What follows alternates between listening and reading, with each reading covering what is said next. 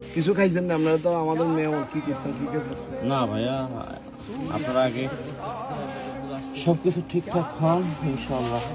তারপরে আপনারা আসছেন কিছু, আপনারা তো আমাদের মেয়ে মনে এখন তো আসলে একদম যে কোনো টাইমে ইনশাল্লাহ চলে যাবেন, যে কোনো টাইমে আসুন নিগুণ আছে, দুইবার করে খাওয়ারও দিচ্ছে। এইবারের মালিক আপনি না ভাইয়া?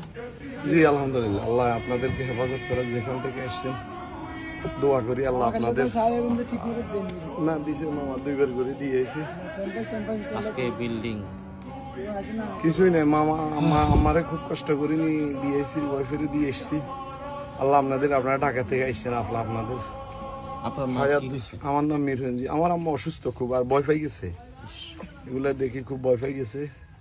বাসার মালামাল সবকিছু? মালামাল তো যেভাবে, মালামাল তো যেভাবে আছে এইভাবে সরাই, নিজে পাইছিলেন না মালামাল, এখানে শুধু কাপড় চোপড় আর একটু ওষুধ।